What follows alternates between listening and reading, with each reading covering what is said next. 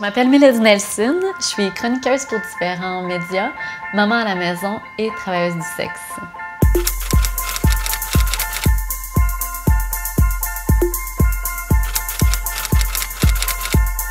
J'en parlais quand même assez librement que j'avais cette envie-là.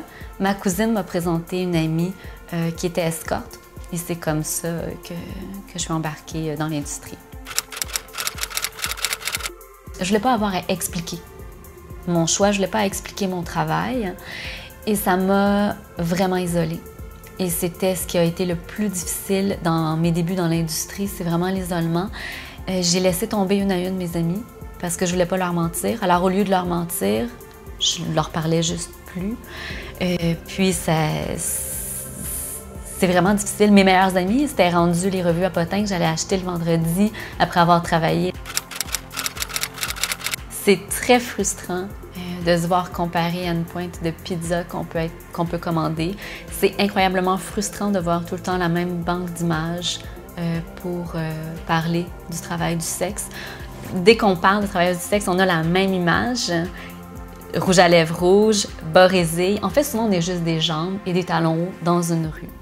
Ce qui est très, très insultant aussi, et que fait les médias, c'est qu'ils se trompent tout le temps. Ils se permettent vraiment de parler de travail du sexe en parlant de trafic humain comme si c'était un synonyme à la prostitution. Ce n'est pas du tout la même chose et c'est très problématique parce que ça mêle tout le monde.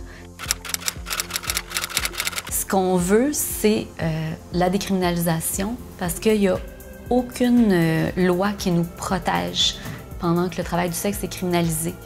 Tout ce qui a rapport, par exemple, à l'exploitation sexuelle aux mineurs qui seraient exploités soit par des clients ou par des proxénètes qui les forceraient à travailler, il y a déjà des lois sans aucun rapport avec le travail du sexe qui existent pour les protéger et on a tout simplement à se servir de ces lois-là pour protéger les travailleuses du sexe qui veulent sortir de l'industrie ou qui sont maintenues de force.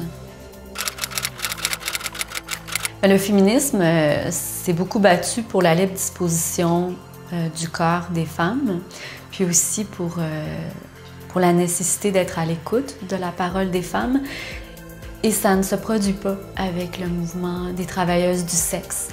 Il n'y a pas de soutien, il n'y a pas d'écoute, et en plus, on veut nous retirer la possibilité d'utiliser notre corps comme on le veut.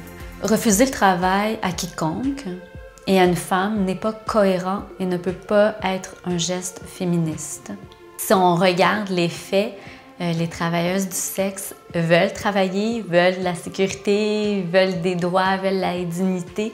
Elles veulent pas que les féministes brandissent des pancartes « Abolissons l'industrie du sexe », puis « Méchant client » et « Mon corps n'est pas à vendre ». Non, mon corps n'est pas à vendre de toute façon. Il n'y a aucune travailleuse du sexe qui vend son corps.